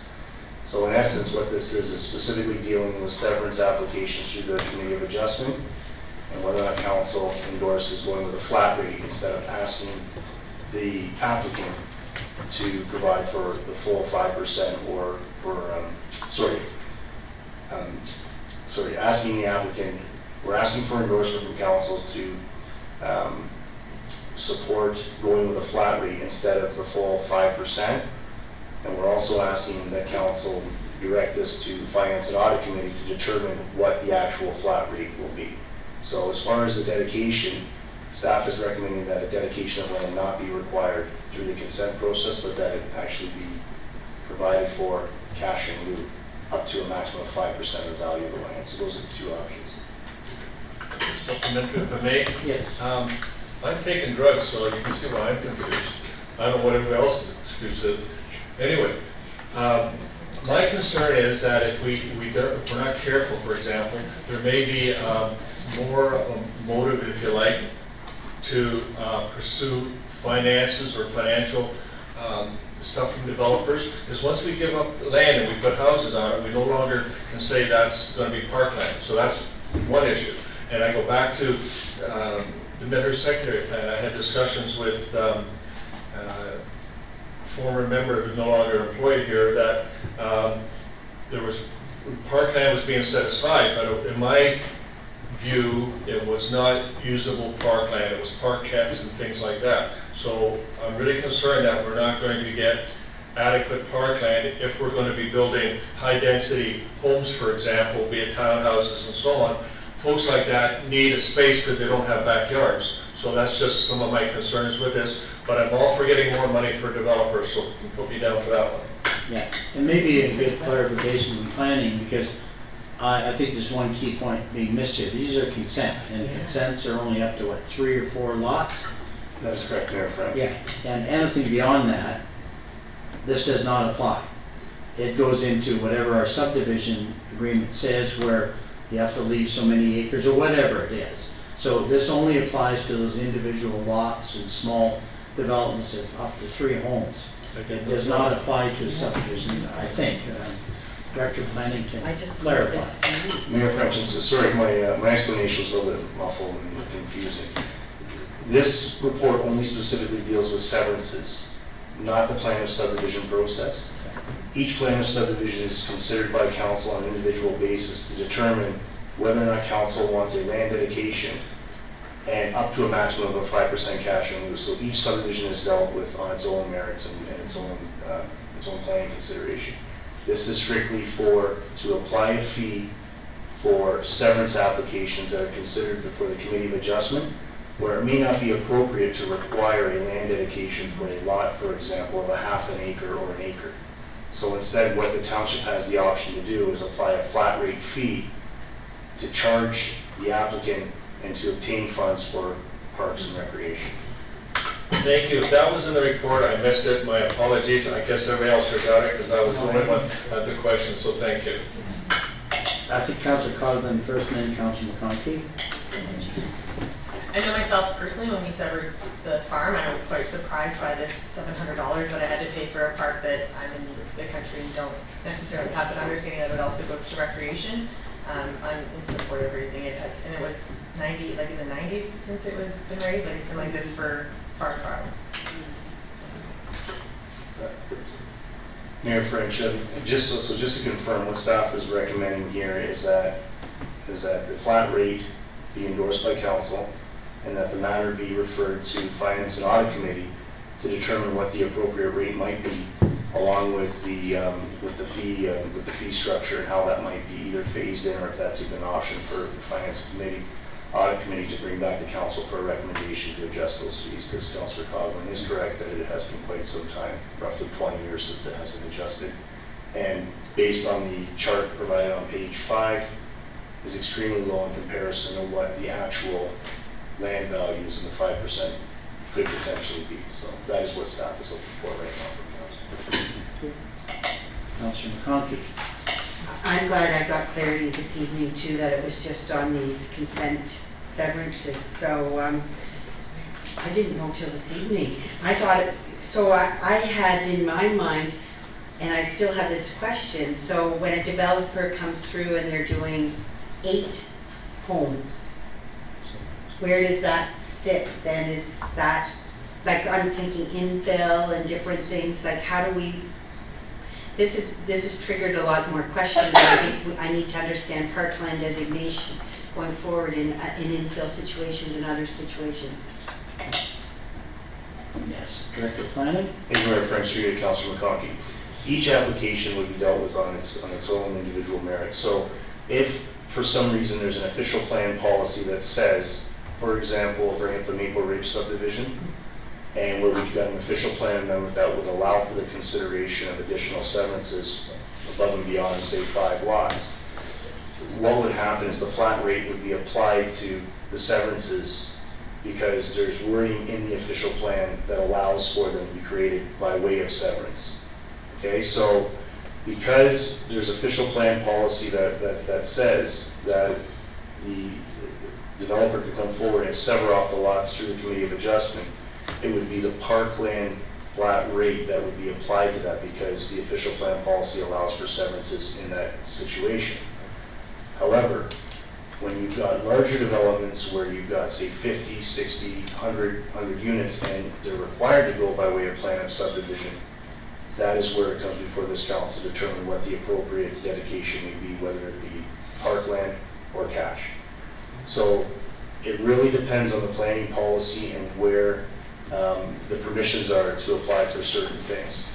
I would find it very, it would be very unlikely to have a developer come in and apply for 50 severance applications and have support from a policy standpoint and from staff to deal with it that way. In addition, a lot of times when you're dealing with an existing development where you've got severances, say on an infill basis, there's already been parkland provided as part of that original approval as well, if you're talking with a larger development. So say, for example, there's infill severances. This actually provides a mechanism to collect additional funds to go to Parks and Rec in addition to what was originally provided through previous approvals through the subdivision process. So if it's a severance application, it would be a flat rate fee that would be applied. Councilor Conkey. In future, I just ask if when something does come forward and it's infill and that we sort of identify in our report where the parkland dedication part would be and how we're dealing with that, because I just want to make sure, like, as we do go for it, like, I don't know where it was, say, in the Maple Ridge. I don't know if there's already a park there or not. And maybe another infill, I might find that, oh, I found out the park was across the road. So just things like that I like to be aware of, but it's a great new learning today, so I take that, and thank you. And maybe to expand on the comment, Councilor McConkey. So let's assume we'll take Maple Ridge. I mean, there was park area in the original subdivision. Now there's severances permitted. So they already have a park, but on top of that, they will pay the parkland fee on the severances. Yeah, just for clarity, yes. CEO Brindley? Mayor French, thanks, and for Councilor McConkey, and sometimes she reminds us that we have to stop being technocrats. And although the background does say it's for consent process, I'm a planner by background, so I just read the report, goes, hey, this is consent. So it reminds us to go back and, we'll go back to these reports, and once again, we have to have an eye for a non-technocrat. So we'll make sure in the future that we're a bit more revealing of the cause right at the beginning. Thank you. Any other questions? Oh, Councilor Ritchie first, and then Councilor Austin. Does this apply to farm surplus farm dwelling severances, Director Planning? Oh, it should. Director Spangman. Through Mayor French to Councilor Ritchie, no, it does not apply to surplus farm dwelling severances because there's already a house there. This is for new residential lots, so it would not be applied to surplus farm dwelling severances. Thank you. Councilor Austin. I'm in support of the recommendation. My question has to do with the report itself, which led us to the recommendation. It's a 55-page report. And I wondered, was it necessary for us to have such a detailed report? And how much did we pay for it? Because to me it seemed like all that was needed was a comparison of what we're doing in relationship to what other municipalities are doing. And I just found all the detail in that report was not necessary. I may be wrong, but could somebody explain why and how much we paid for it and why it had to be so detailed? Maybe I'll go to CEO Brindley on this one to start. Thank you. The challenge, or how would I say, is when we arrive at the fee, we have to justify it. It can be challenged. And just like any appraisal report, we go to the nth degree to make sure that once the finance committee reviews this and reviews our data and makes a decision, it is justifiable. And that's why we have the appraisers go in and look at a detail so that if it is challenged in court, we can justify it. Any other questions? Okay, seeing none, Councilor Coghlan.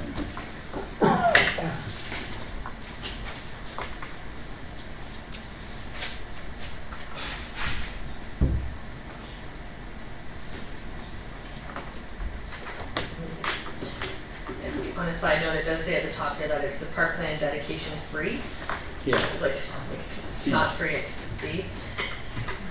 So moved by Coghlan, second by McConkey, the report from the Director of Planning Services and Bylaw Enforcement regarding the parkland dedication fee review date July 6, 2016 be received, and that the Township Council hereby endorses option 3, increase flat rate for parkland payment for residential development through the consent process as presented within the planning report, and be referred to the Finance and Audit Committee for review and comment, and that a report on the Township's parkland dedication fee by the Finance and Audit Committee comments be submitted to Council for final deliberation. All those in favor? Carried, unanimous, thank you. Okay, does anybody want to kind of speak to 11.8, building department, or 11.9, or 11.10, or are we prepared to kind of adopt the information? Councilor McConkey. I just have to speak to the bylaw one. Please do. I just didn't know what clean and safe was, because it really went up in, I believe, June. So I just didn't know what clean and safe is associated to. Director Spagno. Mayor French through you, Councilor McConkey. Clean and safe yards refers to yards that are not being kept in a manner that is clean or safe. In other words, might pose some sort of a health risk, or it might be a danger to neighboring properties or things of that nature. So say, for example, one example is that there is a leaning tree that might fall on someone's house. And it's due to the fact that there's not upkeep of the property or maintenance of the property, which could cause a potential safety risk to a neighboring property. So that is essentially what it means by clean and safe properties. Okay. Any other, CEO Brindley? Thank you very much. Just that clarity too is that some councillors may remember a few years ago we had a flurry of property complaints. So there's actually a clear and safe bylaw that was passed by council and to clean up these properties. So this is related to that bylaw. Okay, Councilor McConkey. Moved by McConkey, second by Councilor Hannah, that the staff reports items 11.8 to 11.10 be received as staff reports for information. All those in favor? Carried. Moving on to 12, we don't have any committee minutes. Moving on to 13, the Anton Mills and Springwater Library and Hillsdale Park and Rec. Does anybody want to speak to those, or are we ready to adopt the information? Councilor Hannah. Moved by Hannah, second by Coghlan, that the minutes of the boards and committees of the Township of Springwater be received as presented. All those in favor? Carried. Okay, now correspondence items, we have a whole bunch of them, and would anybody like to pull any of them for separate discussion? Councilor McConkey? I believe it was 14.10, that's, and then I just have a question also on 14.11. Okay, any other ones? Okay, seeing none, let's receive the correspondence with everything. Question. Sorry? Okay, let's see if we can do that. Okay, 1410? 1410 talked about, with respect, you visited the ministry, and they talked about with respect to the broadband that they've nominated Southwestern Integrated Yeah. Fiber, and they were looking towards federal funding. So I was wondering what the status of that is, and should we be following up with our federal leader, or how do we get that movement happening? The wardens are the ones driving it, and I know certainly had provincial support, and I'm not sure where they're at with the federal, but this is an initiative that's obviously through the Wardens Association, and Simcoe County has to be involved with it so we can move fiber into our area. I'm not sure where they're at with federal funding, but we can certainly find out. Yeah, because it says federal government for consideration under the Small Communities Right. Fund, and I hate to miss it, and I Yeah. think we need a status of that. And then, CO Brindley? French, thank you. At the last CAO's meeting, I heard that they're very close to this funding, but that said, we can still employ our MP Alex to sort of Yeah. also help keep an eye on this? Maybe, I'm not sure if we need a resolution, but if you're in favor, we can maybe draft a letter just as a Yes. follow-up, okay? And maybe we can do that. Is that 1411? Yeah. And then on the DC charges with the Simcoe County, I looked at it and that, but is there just a percentage to say how much they went up or what the change was? I couldn't find that. It's quite significant, I think it's So- around 40%. Oh my, It's significant, no way. yes. Well, it'd be nice if it was outlined in the report. Yes, it is going up significantly, and there was a lot of Did our council- public consultation on it and a number of development community, but my understanding is relative to some other jurisdictions, maybe not as high as we think it is. Oh my. Any other questions on those? Sounds good. Okay, seeing none, then Councillor Hannah. Oh wait, sorry, Councillor Ritchie. Thank you, Mayor French. Moved by Perry Ritchie, second by Katie Osmond. The correspondence and information items be received as information. All those in favor? Carried. Okay, moving on to any notices of motion. I don't think we have any pending, so any notice of motion? Okay, seeing none. And we don't have any that notice has been given. Items for future consideration. Councillor McConkey. Well, this is my first year golfing in the mayor's tournament, so I don't even have golf clothes, so I went out and purchased some. And then I got thinking, you know, maybe I should be wearing a spring water shirt or something. And in conversation with some people, they said, you know, like as a council, we probably should be branded a certain way when we're out on the course or when we're at certain things. So as we're budgeting the table, or our budget, going for our budget moving forward, I'm thinking that maybe it's something that we have to consider at the beginning of the year. What's the outfit that a council should have going into that term or year? And I see that, you know, we go to the Elmville in the fall, you need something, and someone had suggested even a little vest or something to keep you warm that has spring water. I don't care, but I think there should be something that we're branded so that when people know you're out there, you're with spring water, you're representing spring water. And I got my shirt for this year. It's not a spring water shirt, but I know that some of our staff will be wearing spring water shirts, and how does that look when a councillor's not? So I just, I'd like it considered for our budget going forward, and that's all. No, and I agree, but maybe we're talking about shirts. Do you have any update? Because my understanding is there's a bit of swag coming our way. CEO Brindley? Thank you, Mayor French. First of all, we will have shirts at the bazaar, you know, where you can exchange. I don't know if you've And I'm been to gonna the take my shirt off there. No, you can take that away. No, but it's point taken. Yes. Previous councils have been very, very conservative when it comes to what the mayor said, swag. Gifts of appreciation. Sportswear. No, point taken, and we'll take that away. Because you're right that there's a limit, so we'll have to watch what we do and be very careful of our taxpayers' dollars. But at the same time, when you're at these events, whether it's at Springwater Park or whether it's at a parade or something, let us look into that. I don't mind paying a certain amount too. I bought 2 shirts and I don't. Yeah. No, good point. Councillor Hannah?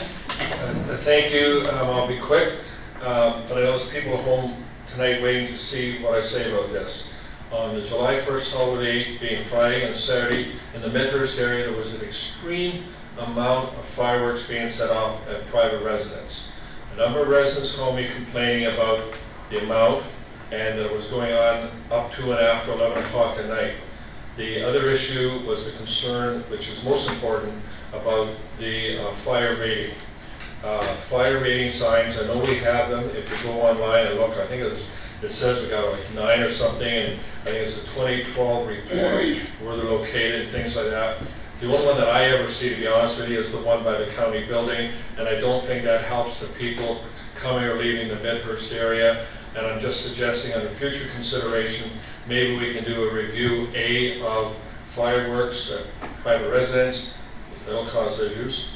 The other most important part being some better way of alerting our people of the danger of the fire rating by the signs where they're located and making sure that's updated, because I believe right now the fire hazard says moderate on the sign when I came here tonight, but it's pretty dry out there, so I'm not sure how accurate that is, but that's up to the fire service. Thank you. C.O. Binley. Mayor French, thank you, and to Councilor Hannah's. For our area, the sign is accurate. I was actually talking to our interim deputy this morning about the fire rating. He is at the point of moving it up, and if it continues, we will be at a ban in the near future, but we're still okay. And actually, I did have that discussion with him when he visited me this morning. We have had some, I would seek direction from council for the recommendation on the fireworks bylaw, because we did start doing some work on that, but that was sort of pushed back. But I'd like at least some consensus that this council wants to see something on that. Councillor Hannah. It may be appropriate for something, if and when we get a new fire chief or so on, for that to be an assignment that comes forward at that time. Just throwing the complaints that I'm getting out there so everybody's aware of it. Thank you. C.O. Binley. Just so council's aware, and Councilor Hannah's right, it's not on our front page, it is on our fire page in terms of the fire rating, but it's not on our front page, but it is on our website. Okay. Any other? Yes, Councillor Cobb. Also, just in light of 2 years from now in the municipal election, just a staff report coming forward about the bylaw pertaining to election signs and how that's treated in other municipalities. Also what the restrictions are on municipal and county roads, just to give us an idea. Thank you. Any other comments or future consideration items? Okay, seeing none. Municipal updates. Anybody have any municipal updates? Councillor McConkey. I attended the BIA Vintage Days, and it was a great success in talking to people. I think it's done what they wanted to do. It's attracting people from out of town. I actually was sitting talking to someone from Huntsville, and I was talking to GNS Computers, and he was saying he was getting different people from different areas in the store. So it was a busy activity that day, and people were coming in from Wasaga Beach and that. So I'm hats off to them for what they're trying to achieve, and I would like to see if there was some way maybe that we can look at a funding opportunity so that this Vintage Day next, with the celebration of Canada's 150th next year, this could be a wonderful event, and I hope that everyone starts to go look out for their vintage costume for next year, and we all celebrate this 150th, because it's starting to grow. And I just saw that Barrie opened a vintage shop, and they started to talk about how vintage is becoming popular. And this was someone's dream on the BIA. They said that vintage is growing in Toronto, like there's vintage bicycles and that, so it could become a big parade of different vintage items. So I think it has the opportunity to grow. So if you can find any type of funding, I'm sure the BIA would be really look forward to that. Thank you. Any other? Okay, Councillor Austin. Just to add to that, I believe there's going to be a second Vintage Day, August 13th. Okay. Is that correct? I think what they thought is it should be a little bit different, and they're looking at trying to make it more of a country. We're going to have a corn roast, but they're still looking at that date. I talked to them about that weekend, and it's going to be confirmed, so I'll let you know if we find out. Okay. Councillor Cobb.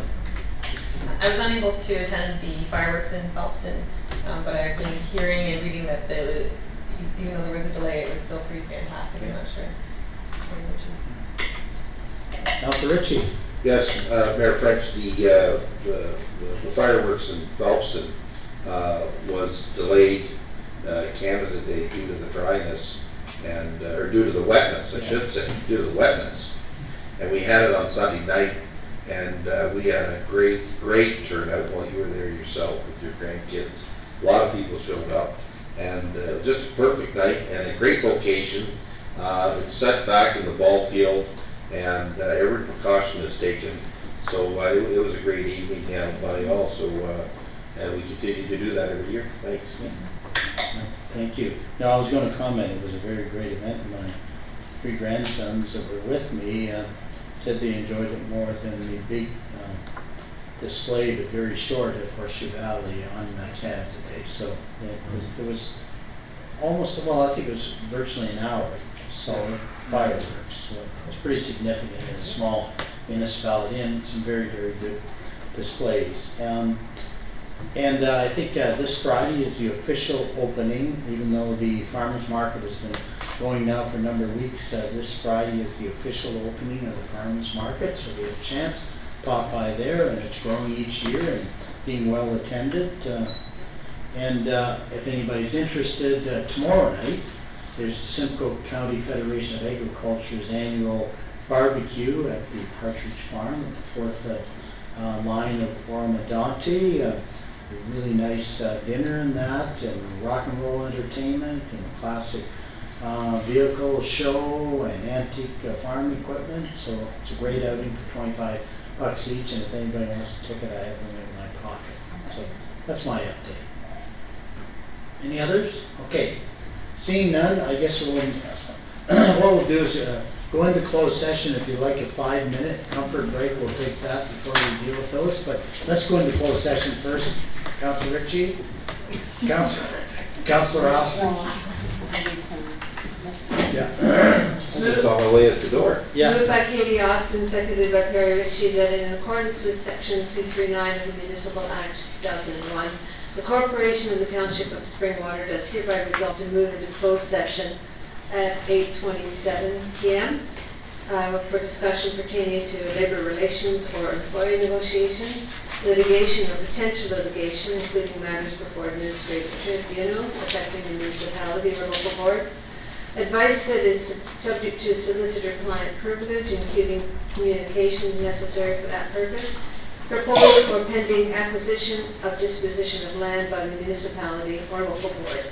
All those in favor? Carried. Thank you. And so we'll take a 5-minute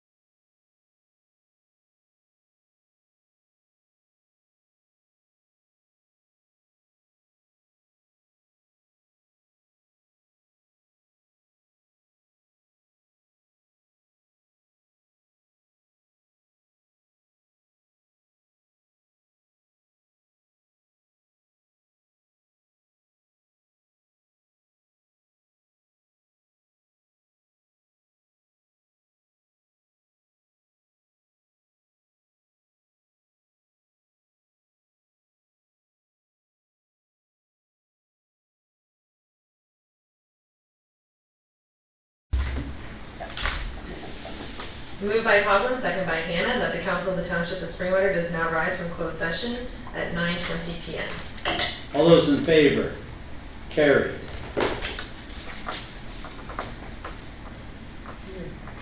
Councillor McConkey, bylaws. Moved by McConkey, second by Councillor Hannah, that the bylaws listed herein, with the exception of bylaw 2016-038, be signed and sealed by the mayor and clerk. All those in favor? Carried. Councillor Hannah. Moved by Hannah, second by Coghlan, that the bylaw 2016-040 to confirm the adopt the proceedings of council at the regular meeting held on July the 6th, 2016, listed here and be signed, sealed, and delivered by the mayor and clerk. All those in favor? Carried. Councillor Ritchie. Moved by Perry Ritchie, second by Katie Austin, that the regular council meeting of the Township of Springwater does now adjourn at 9:21. Meet again, regular session on August 3rd, 2016, at 6:30 PM in the Council Chamber Administration Center, Medicine. All those in favor? Carried. And good night, anybody that's watching us at home. Your question, Jennifer. Your question.